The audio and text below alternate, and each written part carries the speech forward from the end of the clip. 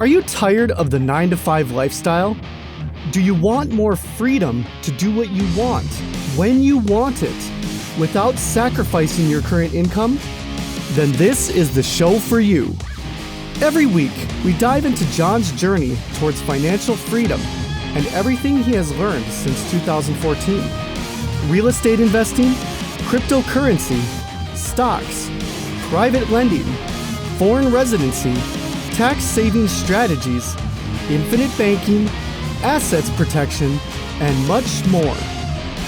Now, here is your host, the founder of the Wealth and Freedom Nexus, John Rickgarn.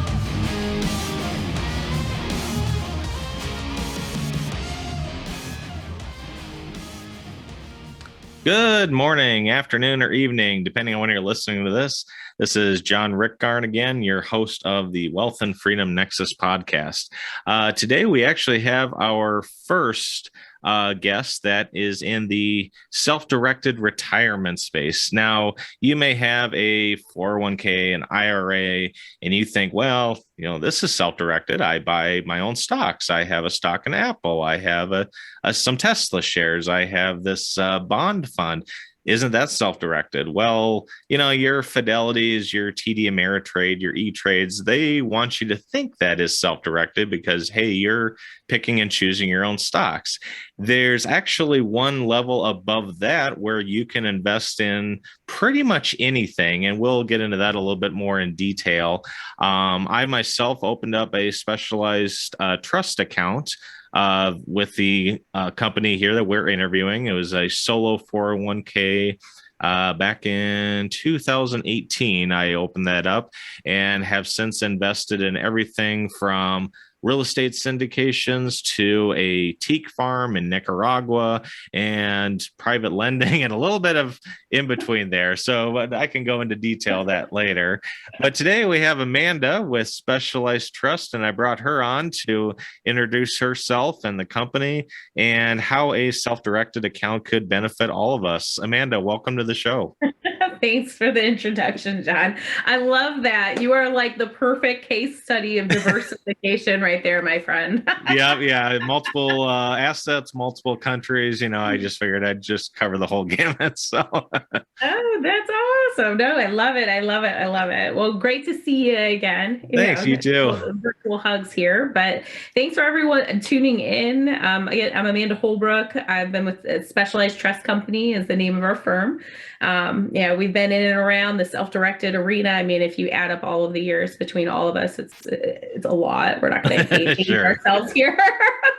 I've been doing this over a decade myself. Our proprietors at the helm, Keith Marsh, Edwin Kelly, over 25 years. Oh, wow. So, when you talk about self-directed vehicles, I mean, experience matters. So it's like definitely one of the things we bring to the table, as you know, John. Right. But yeah, no, I'm excited to be here spreading the good old world of self-direction and, what true self-direction is and true diversification. Sure. And I think that's the key, or the wool that's been pulled over many eyes, to your point. I mean, I hear it on a daily basis of, well, Amanda, I have a self-directed. Yeah. I'm looking at it out right here. It says self-directed. Exactly. It's not really self-directed. And you get to pick and choose those stocks, bonds, mutual funds yourself. But, true self-direction, I would say the analogy, you get the whole playground. Exactly. Yeah. Exactly. And we can go into that a little bit more in detail. I know, high level, a lot of people, I actually just had a conversation with a friend about an hour before this, and he was actually looking at a Bitcoin mining fund. Can I invest in this? Well, short answer, yes, as long as you check, X, Y, and Z. High level, I think everyone's, like you said, Amanda, is familiar with self-directed where, well, I have this IRA, Roth IRA, I can pick and choose which funds and which stocks and ETFs I can invest in. But really, that's kind of in all one segment of what I would call paper assets. With a true self-directed account, you can invest in real estate, you can invest in syndications, private placements, promissory notes, tax liens. Actually, maybe I can back up a second. Instead of giving this whole laundry list of what you could invest in, the IRS actually has, I think, 3 caveats that you can't invest in. One, you can't invest in art or collectibles. Kind of an interesting story behind that. 2, you can't invest, in most cases, life insurance. And 3, you can't invest in, I'm going to put a high level, disqualified transactions. So you can't, say, buy a house with your retirement account and then live in it. You are benefiting that directly. Now, you can buy a house and then rent that out to another tenant. That is not a problem, but you can't, personally, benefit more than one way. It's a little bit more of a nuance. Maybe I'll just pass it on to you, Amanda. What would be kind of like a disqualified or qualified transaction if someone was interested in investing? Yeah. So, and a very good job. I mean, thank you. Like the star people. But yeah, so I break it down into 3 areas: self-dealing, disqualified individuals, and prohibited transactions, or stuff that you're just not allowed to. IRC 4975, is what you just listed. I'll add stock of a subchapter S corp. Sure. Can't do that. And yeah, you did that perfectly. Stuff that typically your average investor isn't going to run into. Right. The first 2, though, yes, especially all my real estate folks out there, that self-dealing one always comes up. Yeah. And a lot of times, you may even think it's not self-dealing, but it is. I think someone showed a graph once. If even within a family members, it's like, well, I'm not benefiting from it. My parents or my kids are benefiting. Well, then you're going up and down on the family tree. That is disqualified for the IRS. Now, if you go side to side, my brother, my niece, my nephew, my great nephew, or whatever the case may be, then for whatever reason, the IRS is fine with it. I don't, understand the psychology of the IRS guidelines, but that is how they have it set up anyways. Yep. I say I'm just the messenger, right? But exactly. Up and down on the family tree is a no-go, everybody. So as I heard I'll never forget, I heard one of my team members say this one time on a recorded line. It's like, well, if you've come from them or they've come from you, you can't do that deal. I was like, oh my goodness. But for some reason, I remembered it that way. I was like, please don't ever say it like that again. Yep. Yeah. That's true. Yep. Above you, below you's off limits. Beneficiaries, fiduciaries are also off limits. But, if your brother and sister want to be, your private lender, or you pick up that, say a quad around the college town and you're renting it out to your niece or nephew, that's perfectly fine. You do an Airbnb model and, your parents want to stay there. Yeah. No. If you want to stay there, but it's only 2 weeks a year, Amanda. Yeah. No. Like, I don't write the rules and I'm not Big Brother, but I'm just exactly.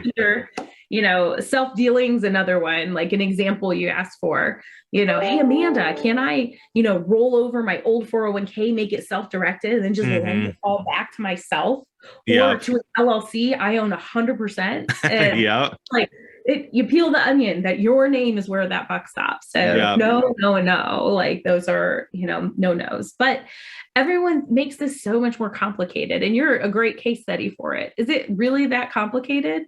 I wouldn't say it was all that complicated. And a lot of times it's more of just a quick answer or quick question answer. Hey, I want to invest in X. Can I do it? And a lot of times just a yes or no. I'd say 95% of the time it's yes.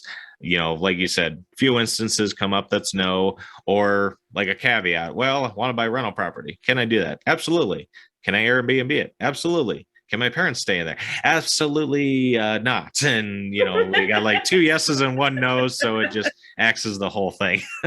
Yeah, well, that's exactly it. And I think for most, especially if you're just hearing about this, it's like, it's got to be more complicated than that. I mean, once you establish and fund the account, which I do all that heavy lifting, by the way, it's literally just a tax sheltered operating account. So it goes back even a step further is when you have those opportunities, the first question I ask everyone, John, because you said the instructions correctly. Once you find a deal, you're going to be all excited and not remember a thing Amanda said. Yeah. What do? You call us. Exactly. Walk through. And the first question our team's always going to ask, where do you want the cash flow? If you say, hey, I want it in my pocket, well, we're not talking using the self-directed account. Right. But no, I want it all tax sheltered because I'm going to, flip a property or it's going to be a long-term hold. Great. Then here's how we'll structure it. It's just the titling. Sure. If you say, hey, I want to have my cake and eat it too, like I would really love 50% of this to come back to my pocket, but 50% maybe to go to the retirement account. Can you do that? Like it's possible, you can partner via undivided interest as long as you're not commingling, just like if you and I partnered on a deal, John. Right. So yep. Say, oh, Amanda, I'll pick up all the expenses and you take all the profits. Right. No, it doesn't quite work that way. No. It's going to be split 50-50, Exactly. Or 25-25, 50, depending on how the partnership structure is established there. One question I did have, and I actually get this, through text messages, Facebook messages, etc.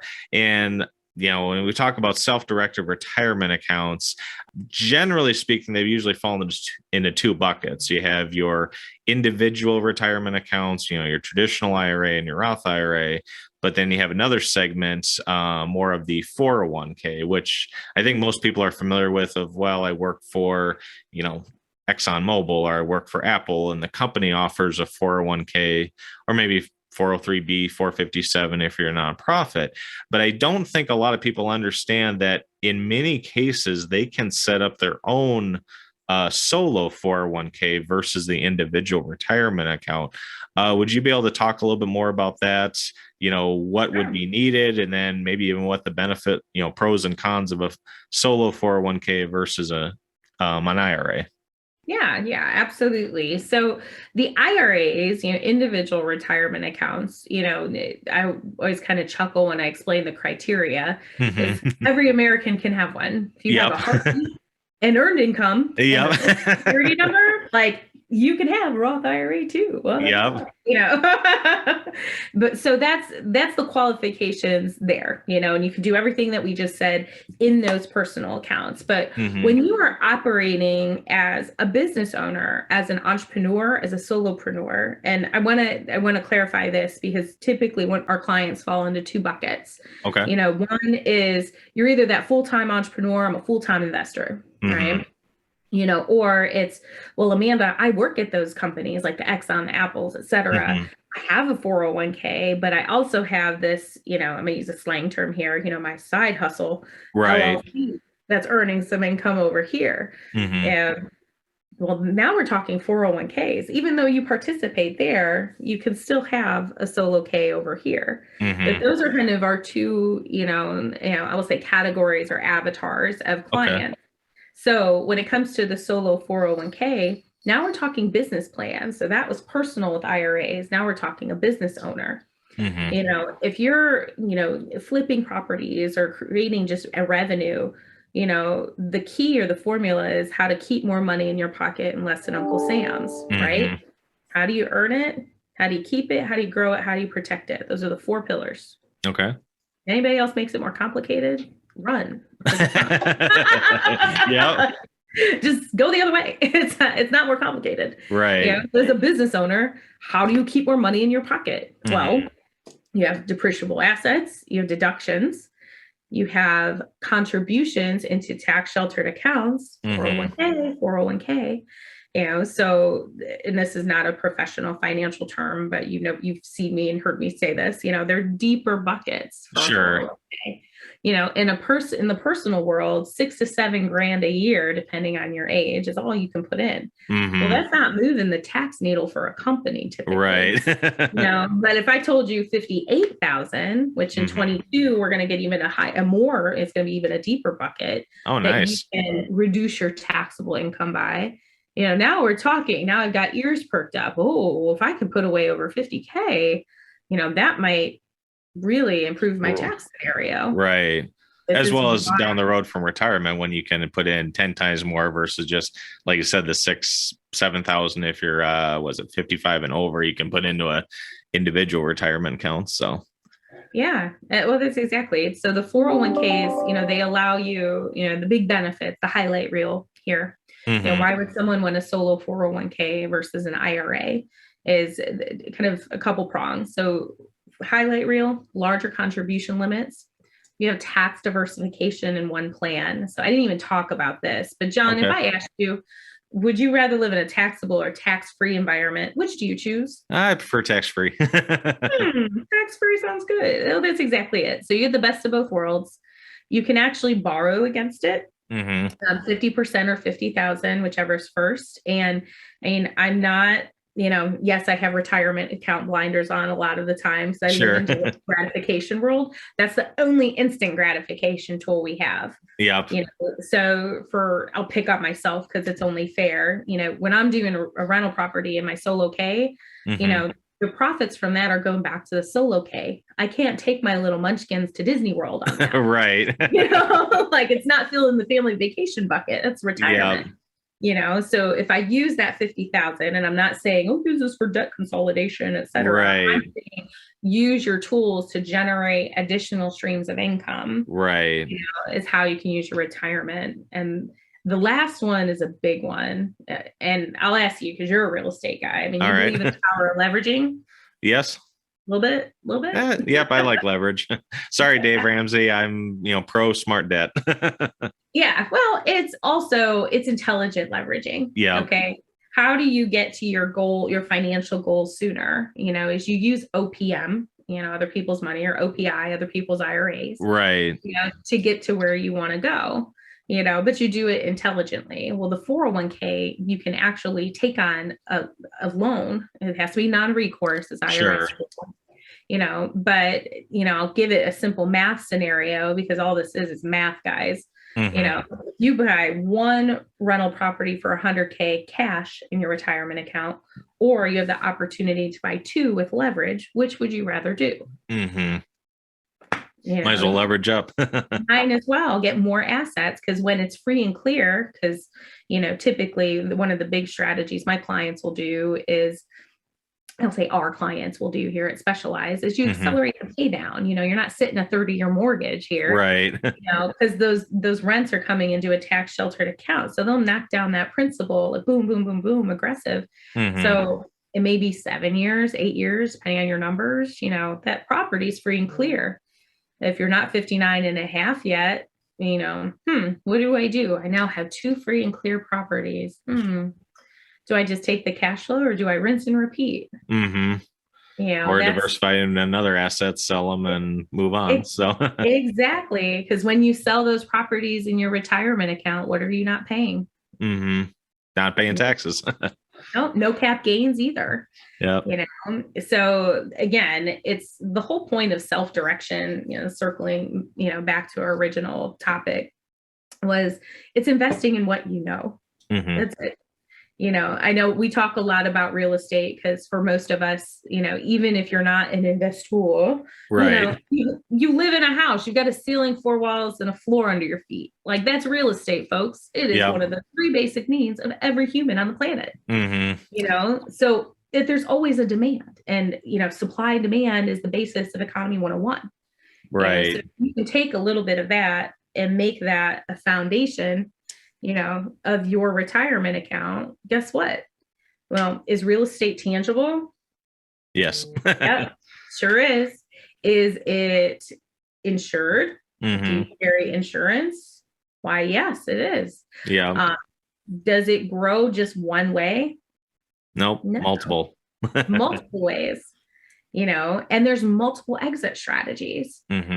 So if you put that into as a base of your diversification in your portfolio, you have a secured, tangible asset that's producing consistent, predictable cash flow that has additional safety bubbles around it. I don't think you're going to put yourself in a bad situation there. Right. There's always risk. There's risk in everything. But when you look at it, kind of like stacking the teeter-totter here, that's how you want to look at it. And I just want to say for the record, and I know you have a disclaimer on here, but we're a passive custodian. We don't recommend or endorse. Right. Yep.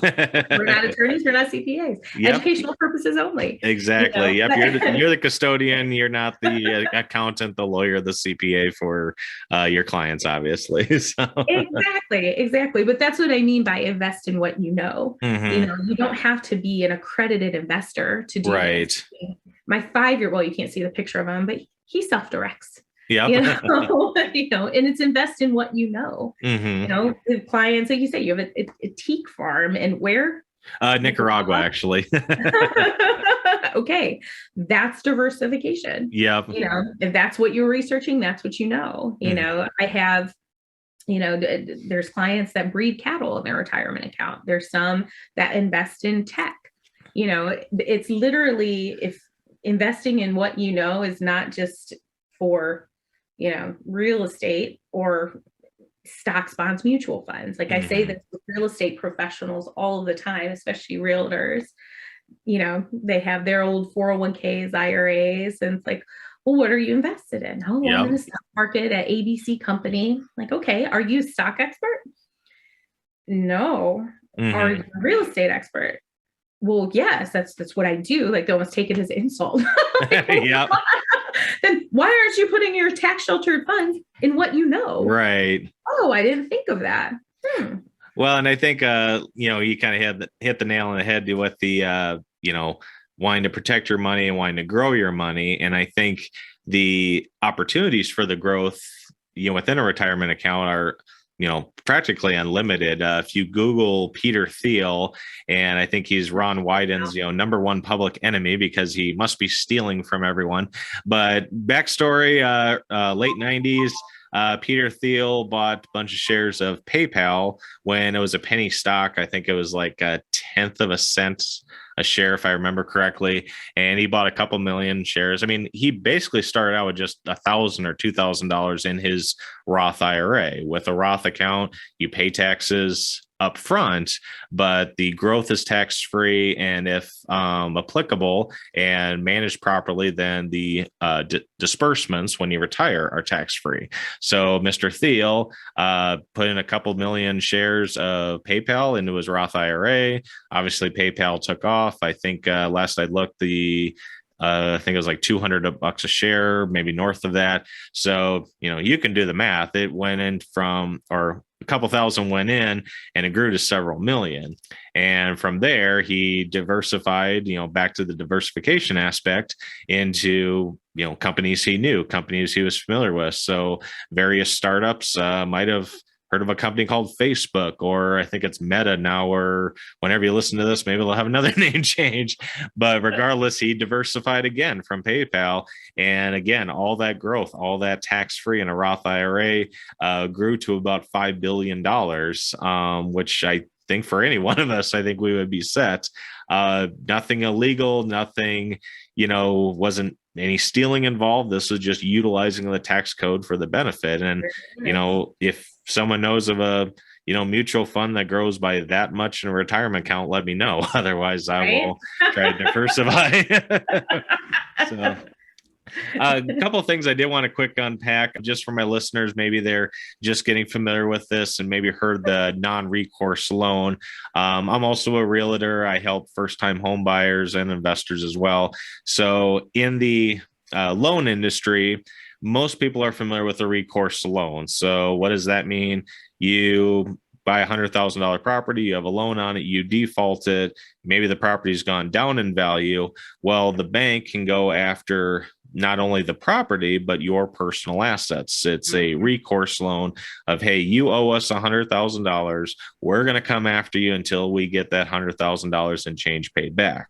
Now, a non-recourse loan is tied to just the property. So obviously, I'm not advocating this in any way, shape, or form, but if you get a property in your retirement account with a non-recourse loan, say you put 20% down, the other 80% is leveraged, and maybe the property, natural disaster, the property value tanks, whatever the case may be, the bank can only go after that individual property that the loan is tied to.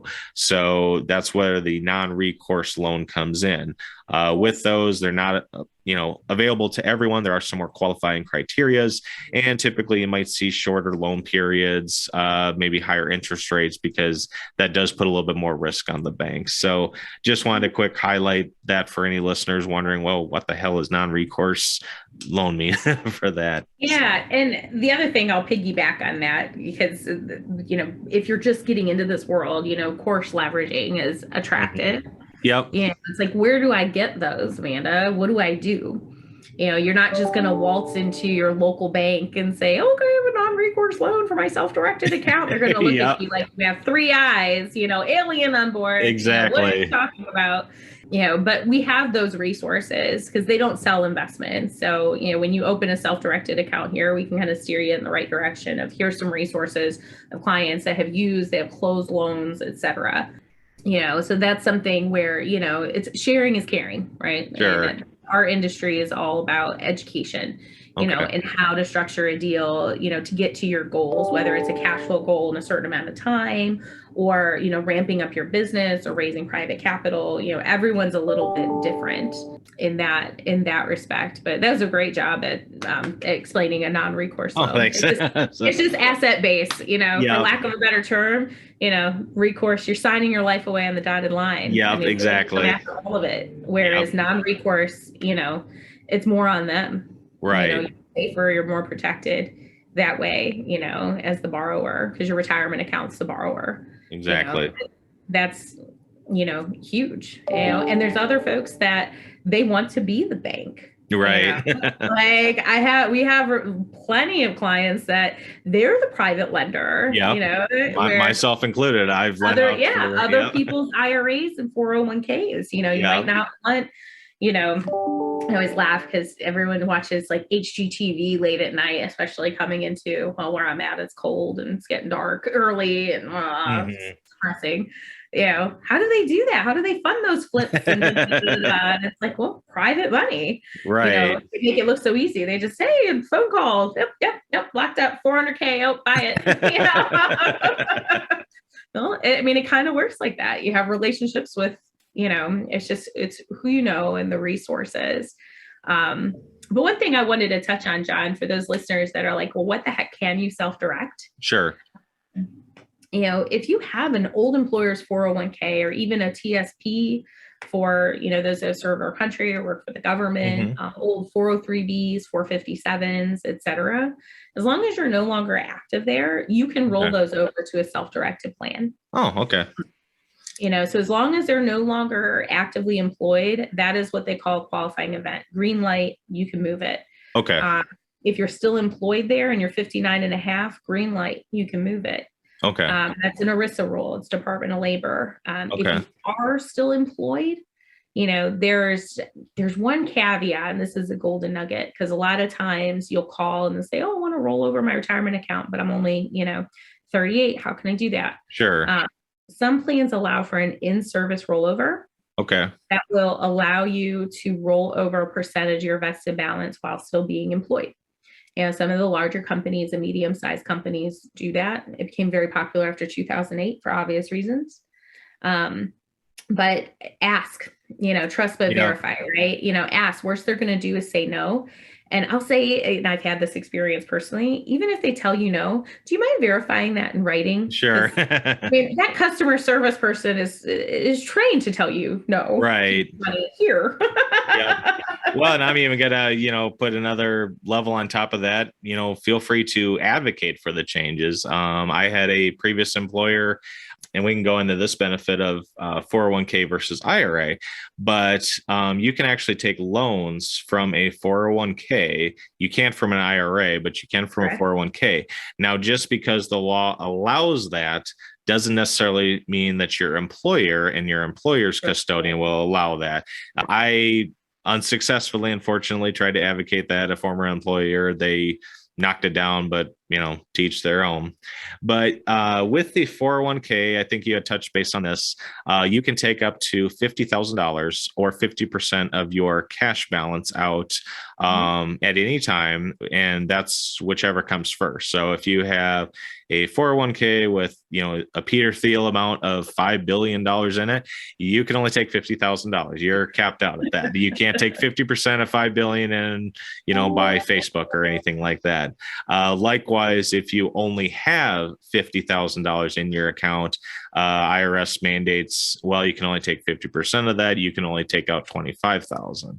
Now, the nice thing about with the loan, with any loan, it has to be paid back.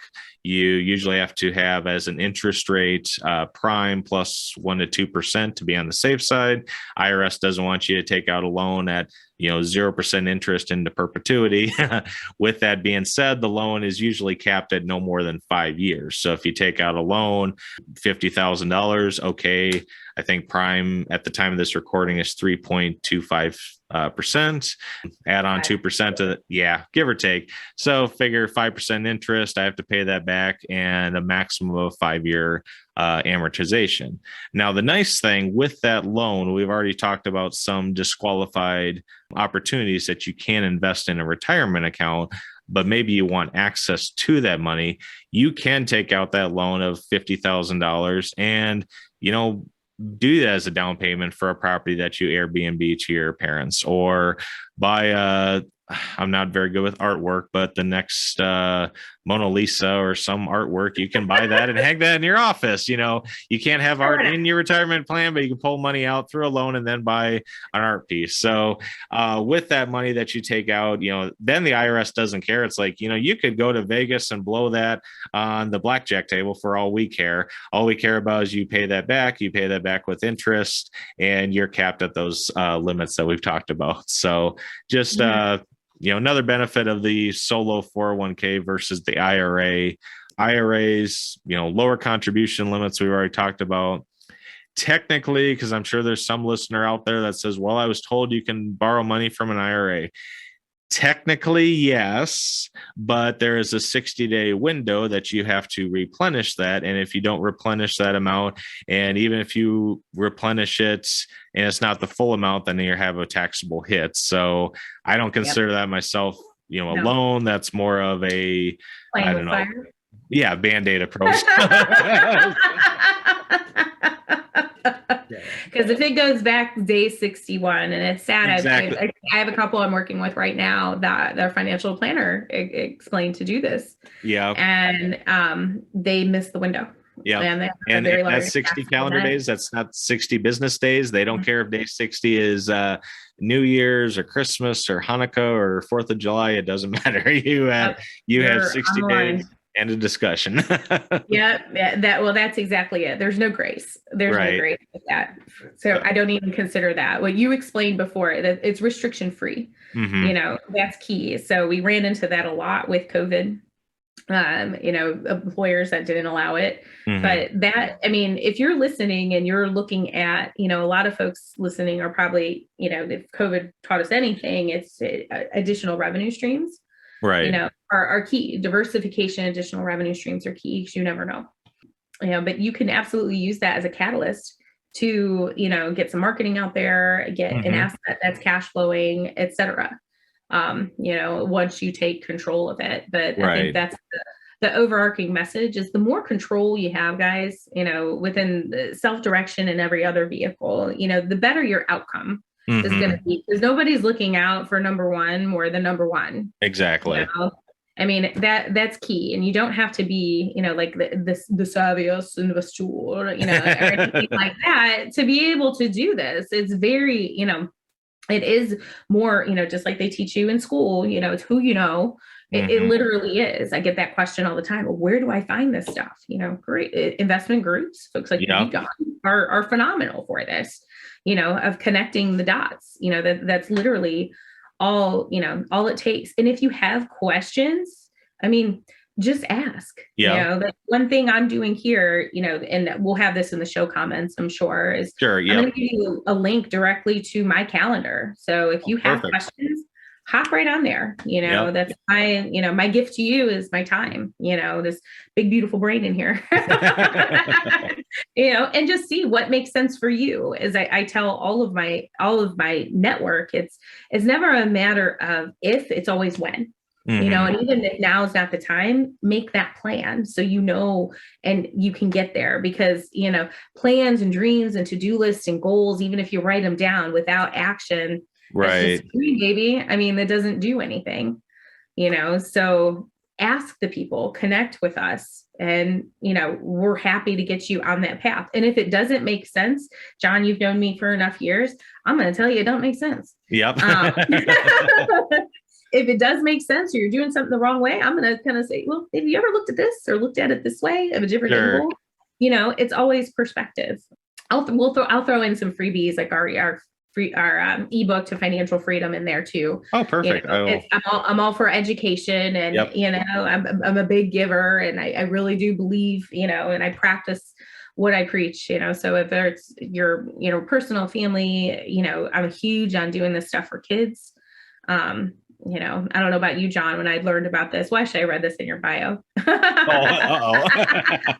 Like when I learned about this in my 20s, and my first thing is I went right back to my parents. I'm like, do you have one of these for me? You just didn't feel like any of these life events were just the right time to tell me. Right.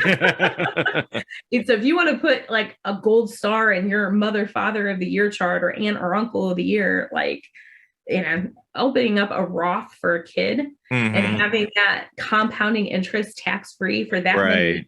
I don't care if it's invested in something that's doing poorly. Yeah. That compounding interest. I mean, they'll be millionaires. Exactly. Play with a compounding interest calculator. I mean, there's plenty of free ones out there if you don't believe me. Yeah.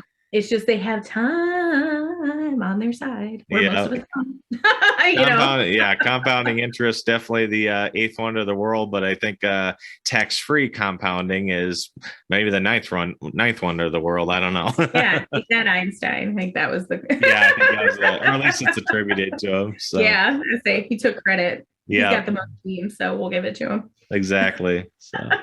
Well, maybe finally, Amanda, are there any, I know we're just about wrapping up here to 2021 into 2022, anything new, exciting, or changes that, Specialized Trust wants to promote, or maybe wants to let our listeners know about, or anything, coming down the pipeline as we go into 2022? Sure. No, I appreciate the question. So as far as like deadlines, timelines, the deadline for Roth Solo 401ks for 2021, if you're a business, they have to be established this year. Okay. So December 31st is a deadline. Anyone that's doing a Roth conversion, that's when you switch tax environments from tax deferred to tax free. Sure. That deadline is also December 31st. Okay.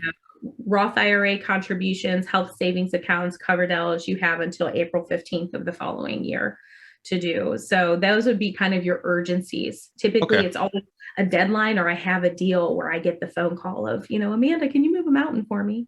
Yeah.